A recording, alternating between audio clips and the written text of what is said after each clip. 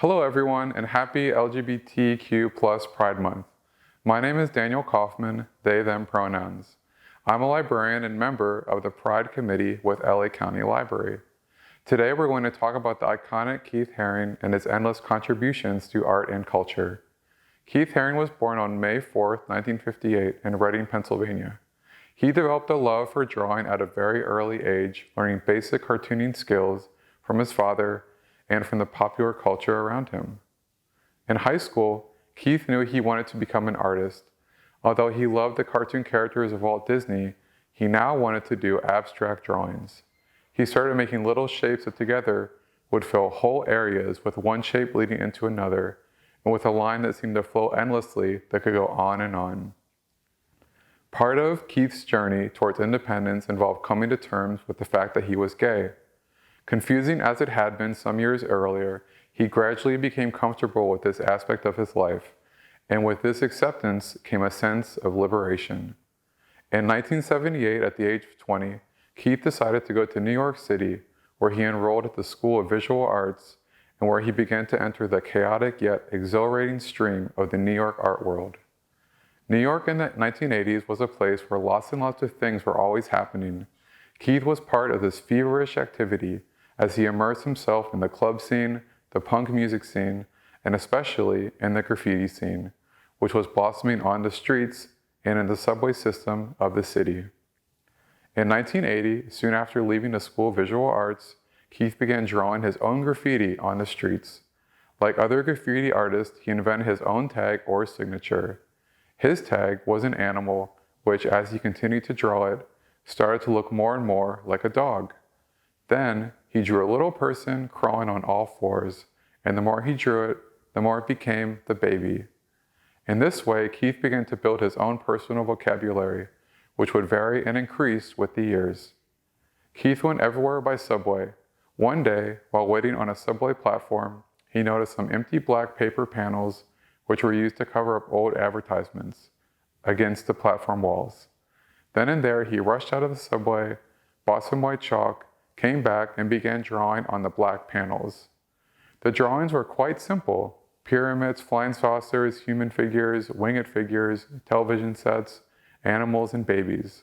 Soon the baby with rays all around it became a kind of signature, and the people of New York who rode the subways began recognizing these drawings, although they had no idea who made them. The subway became, as Haring said, a laboratory for working out his ideas and experimenting with his simple lines. Between 1980 and 1989, Haring achieved international recognition and participated in numerous group and solo exhibitions. In April 1986, Haring opened the Pop Shop, a retail store in Soho selling t-shirts, toys, posters, buttons, and magnets with his images. Haring considered the shop to be an extension of his work and painted the interior of the store in an abstract black on white mural, creating a striking and unique retail environment. The shop was intended to allow people greater access to his work, which was now readily available on products at a low cost. The shop received criticism from many in the art world. However, Haring remained committed to his desire to make his artwork available to as wide an audience as possible, and received strong support for his project from friends, fans, and mentors, including international pop artist Andy Warhol. Now, my colleague and fellow Pride Committee member, Sharmitria, will tell you more about Keith Haring's life and work. Hello everyone, my name is Sharmitria Marshall, she, her pronouns, and I'm a librarian at LA County Library. I will be continuing telling you more about Keith's career, the symbolism in his work, and his legacy. As you heard, Keith Haring believed that artwork should be seen and accessible by everyone, and while he had over 100 solo exhibitions in art galleries and museums around the world, he also made sure to give back in the form of public murals, artwork, and art workshops for children. He produced over 50 public artworks in the 1980s, mostly for charities, orphanages, and daycare centers. He even painted a mural on the Berlin Wall in Germany before it fell in 1989. He also would help illustrate for public campaigns, such as when he created the Ignorance Equals Fear art piece in 1989, which he created for the New York-based AIDS activist group AIDS Coalition to Unleash Power, or ACT UP, to bring awareness to the then rampant AIDS epidemic. This was an even more personal piece because Keith had been diagnosed with AIDS the previous year. This piece and most of his work uses what's called semiotics, which is when simple images on signs or displays are used to communicate cultural messages and themes. Like Egyptian hieroglyphics, Keith Haring used his artwork to tell a story or connect ideas to real-life scenarios. As Daniel mentioned earlier, the dog was a recurring figure in Keith Haring's work and was used to symbolize humanity and creative expression, but also death or despair. Another recurring image in his work was the embrace, which usually included two genderless and raceless figures hugging with a glow around them.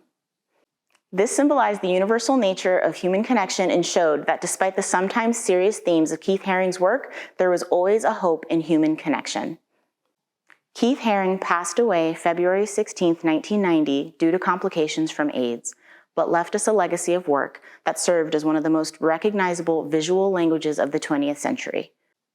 Today, his work can be seen in galleries, homes, and museums all around the world. And if you ever visit the Art Center College of Design in Pasadena, you can even see his work in person right outside their Hillside campus library. I hope you enjoyed learning about Keith Haring for Pride Month. To learn more about queer artists and their creative works, explore our LA County Library LGBTQ+Pride page at lacountylibrary.org/pride. Thank you for joining us.